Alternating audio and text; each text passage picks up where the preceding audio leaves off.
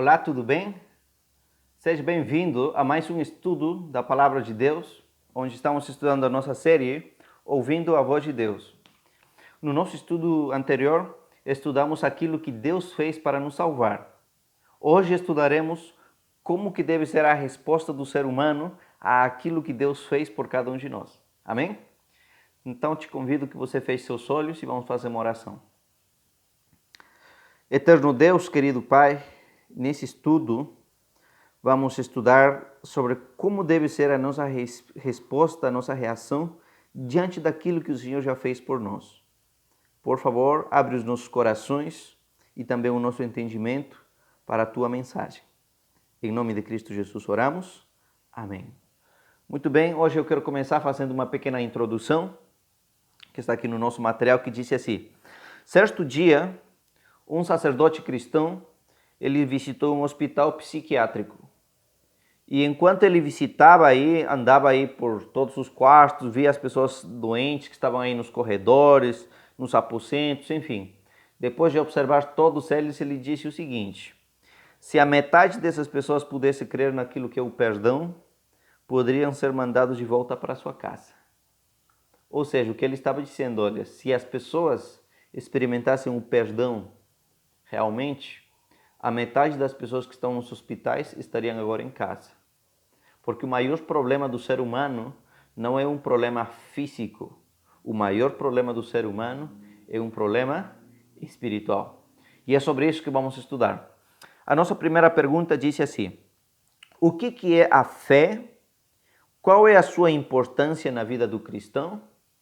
Basicamente, nesse estudo vamos estudar três aspectos: a fé, o arrependimento e a confissão. E vamos começar falando sobre a fé. Por isso diz aí, o que é fé? E qual é a importância na nossa vida cristã? Vamos começar lendo o texto bíblico aqui de Hebreus, capítulo 11. Vamos ler o versículo 1 e depois o versículo 6. Diz assim, versículo 1. Ora, a fé é o firme fundamento das coisas que se esperam. É a prova das coisas que não se veem. Que interessante, olha. É o firme fundamento das coisas que se esperam, daquilo que não se vê. Fé é isso. Aquilo que você espera, mas ao mesmo tempo você não vê. É como, por exemplo, faz de conta que eu estou com uma dor de cabeça. E é uma dor de cabeça terrível. Não para essa dor. Eu vou lá na farmácia, compro um medicamento, tomo o medicamento e eu espero o quê? Eu estou tomando esse medicamento esperando que em poucos minutos a dor vai acabar. Eu não vejo do que está feito esse medicamento, quem que fez, de onde que veio, não. Eu só quero que esse medicamento me cure. Eu acredito que tomando isso vou me curar. Eu não vejo nem o resultado ainda, mas eu espero. Então a fé é assim. É uma coisa que você não vê, mas você acredita, tem confiança que existe. E o versículo 6 diz a importância da fé. Ora, sem fé é impossível agradar a Deus, porque é necessário que aquele que se aproxima de Deus creia que Ele existe e que é galardoador dos que o buscam. Se eu não tenho fé, é impossível agradar a Deus. É impossível eu estar na igreja. Porque se eu não acredito, o que eu estou fazendo na igreja? Se eu não acredito em Deus, de que adianta ler a Bíblia? Diz que é importante ter fé. Sem fé é impossível agradar a Deus. Por isso que eu tenho que cada dia confiar mais em Deus, minha fé tem que estar crescendo. Tem que estar crescendo. Tem coisas que eu não vejo assim fisicamente, mas vejo através da palavra de Deus. A nossa fé também não é uma fé cega, tá? Assim, a nossa fé, aquilo que a gente acredita, tem fundamento na Bíblia, mas a gente não vê. Mas existe, acreditamos. Eu sempre falo para as pessoas que a fé é como o amor. A gente não vê o amor, não tem como pegar o amor, mas a gente sente no coração. E a sensação é maravilhosa, é extraordinária. O vento, você não vê o vento, a forma, o tamanho, nada. Mas você sente o vento. Assim é a fé, irmãos. A fé é aquilo que você não vê, mas aquilo que você sente, aquilo que transforma a tua vida. Vamos ler mais outro texto da Bíblia, que está aqui em Romanos capítulo 5. Vamos ler o versículo 1. Sendo, pois, justificados pela fé, temos paz com Deus por nosso Senhor Jesus Cristo. Somos justificados pela fé. Você não tem que pagar nada. Você não tem que fazer nada para ser salvo. Disse que somos justificados pela fé. Apenas tem que acreditar. Adão e Eva não fizeram nada para merecer que os cordeiros morressem no lugar deles. Eles apenas acreditaram em Deus, confiaram em Deus.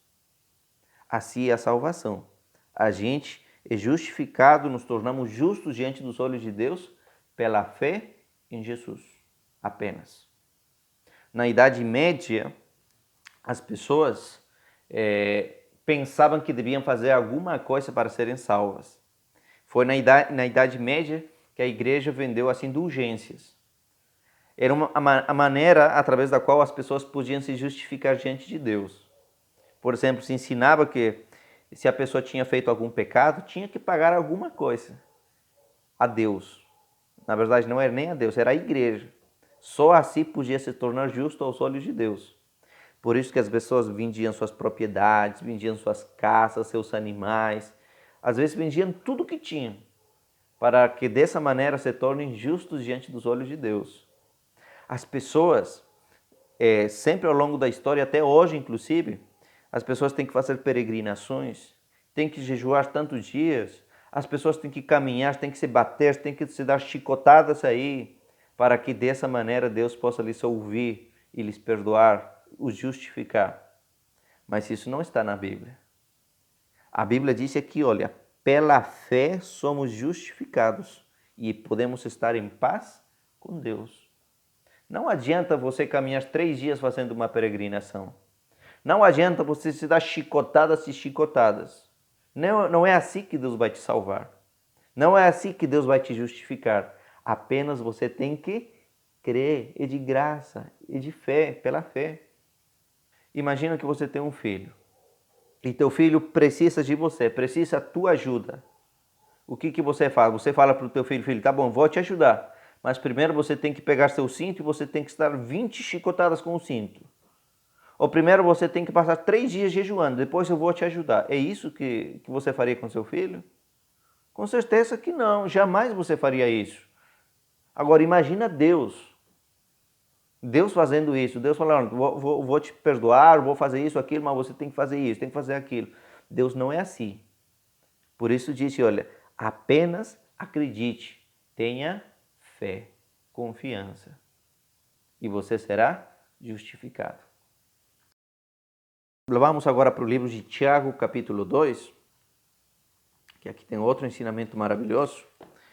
Tiago, capítulo 2, vamos ler o versículo 26. Porque assim como o corpo sem o espírito está morto, assim também a fé sem obras é morta. Olha aqui. A fé sem obras é morta. E tem muita gente que diz, por isso a gente tem que fazer obras para a gente se salvar. Não. A gente tem que diferenciar a fé das obras. A fé é acreditar que Deus pode nos salvar, de graça. As obras são o resultado da nossa fé. Se a tua fé é verdadeira, você vai ter obras. Porque não é só dizer eu acredito em Deus, eu confio em Deus. Não. A Bíblia diz que Satanás também tem fé. Ele acredita e treme. Mas não por isso que ele vai ser salvo. Ou seja, a fé de Satanás é uma fé sem obras. Fé é você acreditar em Deus, confiar em Deus, mas quando isso for verdadeiro, isso vai ter resultados.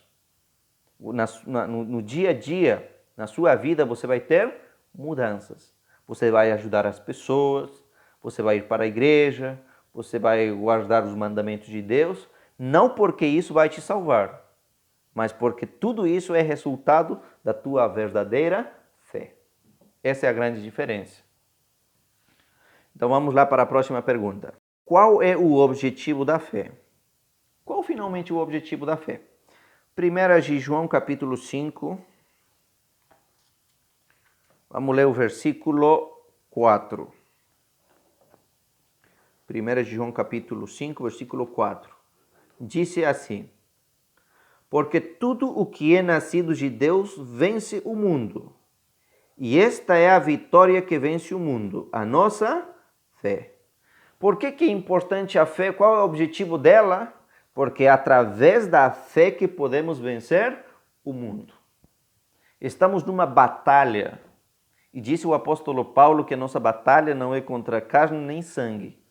É contra as potestades do mal. Já vimos no estudo anterior que existem milhões e milhões de anjos do mal. É contra eles a nossa batalha. Mas para a gente vencer, a gente precisa ter a fé. A fé vence o mundo. Agora, se eu não tenho fé, eu vou ser derrotado. Eu vou ser vencido. Então, preciso por isso a fé. Vamos ler outra passagem da Bíblia, em 1 de Pedro, capítulo 1. 1 de Pedro, capítulo 1. Vamos ler o versículo 9. Alcançando o fim da vossa fé, ou o propósito da vossa fé, a salvação da alma. Olha, para que qual é o propósito da fé finalmente? A salvação da pessoa.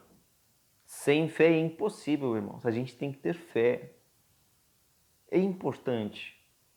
A próxima pergunta disse: como que eu posso desenvolver agora a fé? Tá bom, tem que ter fé, tem que acreditar em Deus. Mas o que eu faço se eu não tenho fé? Eu tenho pouca fé. Eu queria ser um homem, uma mulher que tem essa fé, toda essa coragem, essa confiança em Deus. Eu queria ser, mas não tenho. Como que eu chego a esse ponto? Vamos lá. Romanos capítulo 10. Vamos ler o versículo 17. Diz assim: de sorte que a fé é pelo ouvir, e o ouvir pela palavra de Deus. Olha aqui.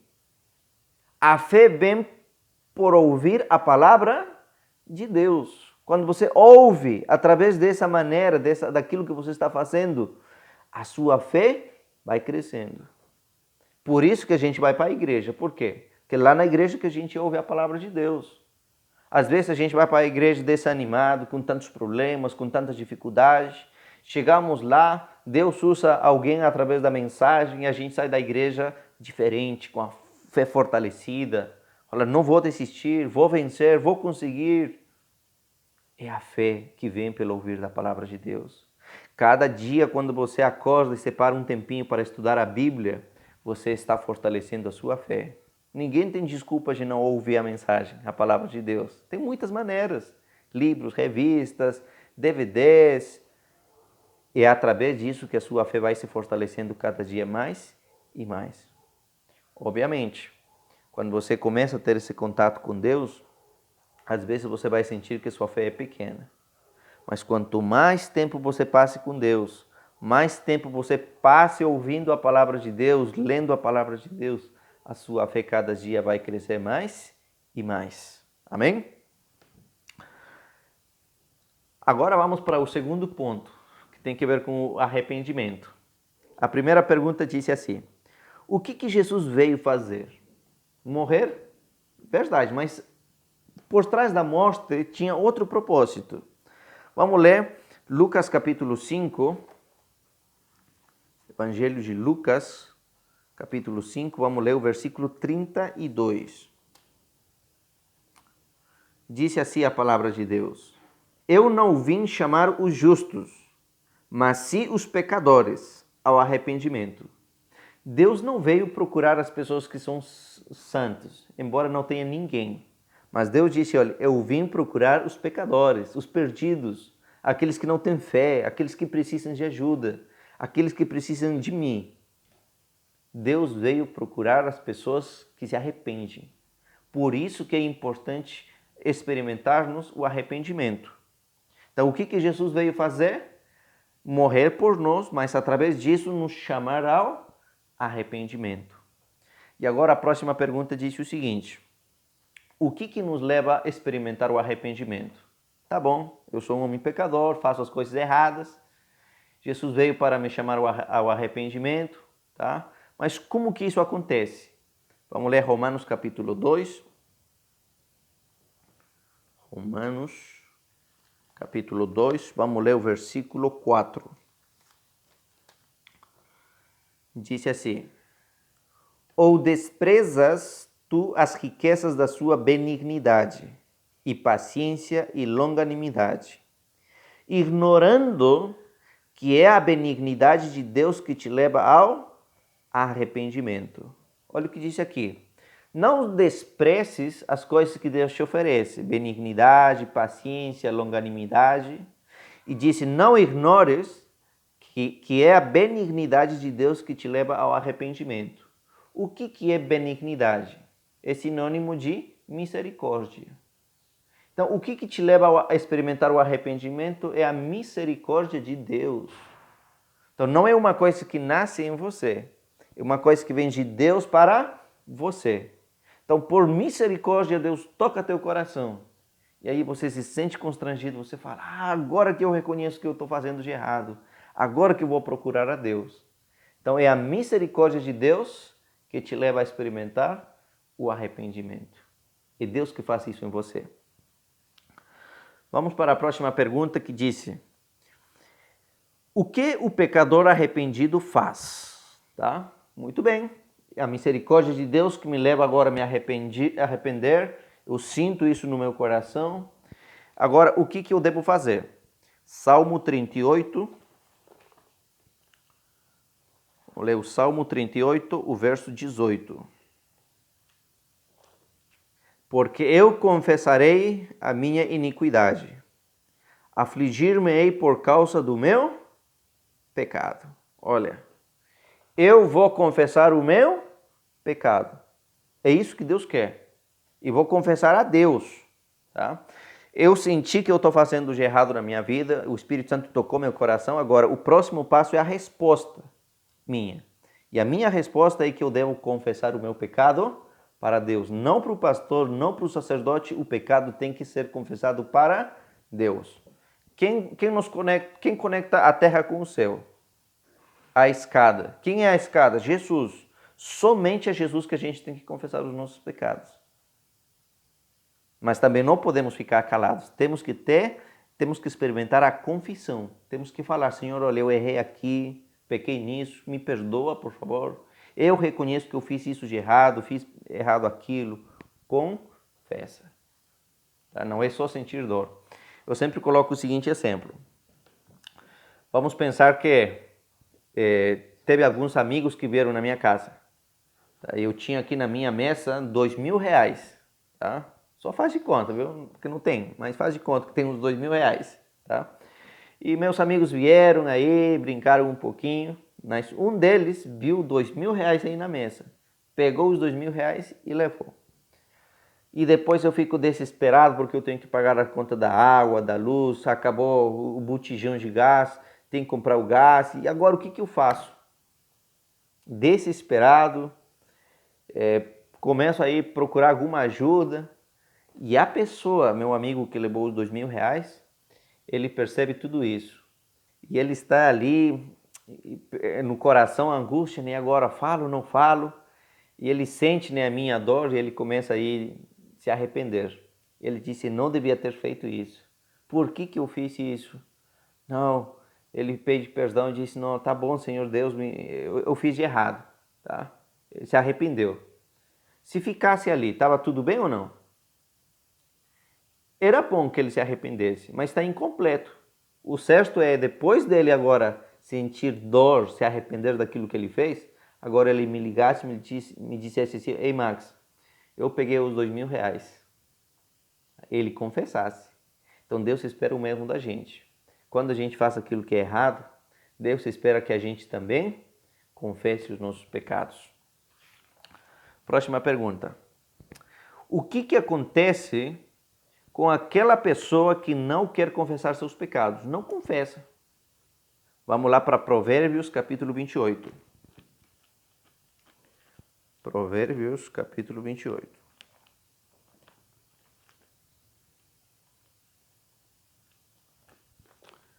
Disse assim: aquele que encobre as suas transgressões jamais prosperará, mas aquele que as confessa e abandona alcançará misericórdia. Quem não confessa seus pecados e está tudo escondido ali, essa pessoa disse que jamais prosperará, jamais poderá ser feliz. Mas a pessoa que confessa seu pecado alcançará misericórdia. Eu li algum tempo atrás a história de um homem, empresário, que ele começou a passar mal. E ele foi lá para o médico, fez um exame, não encontraram nada de errado, fez outro exame, estava tudo bem, tudo tranquilo. Ele fez um monte de exames, todo tipo de exames. Finalmente o médico falou com ele e disse: amigo, olha, eu já fiz de tudo, mas não consigo descobrir nenhum problema que você tem. Você está 100% saudável, não entendo qual é o seu problema. E o homem lhe disse assim: eu sei qual é o meu problema. O meu problema não é físico. O meu problema é que eu tenho sentimento de culpa. Eu tenho 2 mulheres, 2 famílias. E nenhuma delas sabe que a outra existe. E eu venho pensando há muito tempo como que eu vou consertar minha vida. É isso que está me acabando. Não é um problema físico. Ou seja, ele começou a confessar, a abrir o coração. Então é isso que acaba com as pessoas. Não experimentar o perdão. Por isso disse, olha, quem encobre seus pecados, suas transgressões, jamais prosperará. A pessoa não pode ser feliz enquanto não confessou isso para Deus. Mas se a pessoa que se arrepende e mostra para Deus qual foi seu pecado, alcançará perdão, misericórdia. Que todos nós possamos experimentar isso. Próxima pergunta disse: o que Deus faz quando confessamos os nossos pecados? E aqui que é maravilhoso, viu? O que Deus faz com os nossos pecados? Vamos abrir Miqueias capítulo 7. Miqueias capítulo 7.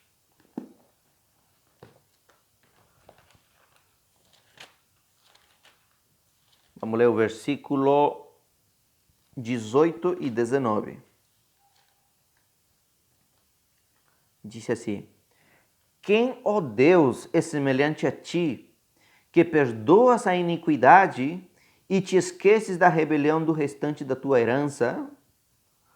O Senhor não retém a sua ira para sempre, porque tem prazer na sua benignidade. Tornará a apiedar-se de nós, subjugará as nossas iniquidades e lançará os nossos pecados nas profundezas do mar. Diz que Deus é um Deus misericordioso, que Ele perdoa. Não importa qual seja o nosso pecado, Ele perdoa, Ele apaga as nossas transgressões. Ele disse: lança os nossos pecados lá nas profundezas do mar. E alguns dizem ainda que Deus coloca uma placa que diz proibido pescar. Deus é assim. Não importa qual foi o nosso pecado, se a gente confessa para Deus, Ele nos perdoa. E Ele esquece realmente os nossos pecados. O ser humano muitas vezes não faz isso. Só Deus faz. Às vezes a gente, quando perdoa alguém, a gente fala: olha, tá bom, eu vou te perdoar, mas não esqueça aquilo que você me fez, viu? Isso não é perdão. Mas Deus, quando Ele perdoa, Ele esquece. Ele lança nas profundezas do mar o teu pecado, simbolicamente. Vamos ler outro texto da Bíblia, 1 de João capítulo 1. Aqui também tem uma mensagem bonita. 1 de João capítulo 1, vamos ler o versículo 9. Se confessarmos os nossos pecados, Ele é fiel e justo para nos perdoar e nos purificar de toda a injustiça. Que bênção! Que maravilha! Se confessarmos os nossos pecados, Deus é fiel e justo para nos perdoar. Ele disse: nos purificar e nos perdoar de qualquer injustiça. Então vai para Jesus, experimenta esse perdão. Por isso, se todas as pessoas desse mundo experimentassem o perdão, a metade do hospital a metade das pessoas que estão nos hospitais estariam em casa. Mas por isso ele disse que o maior problema do ser humano é um problema espiritual. Vamos para a última pergunta. O que Deus espera de cada um de nós hoje? Isaías capítulo 55. Isaías 55.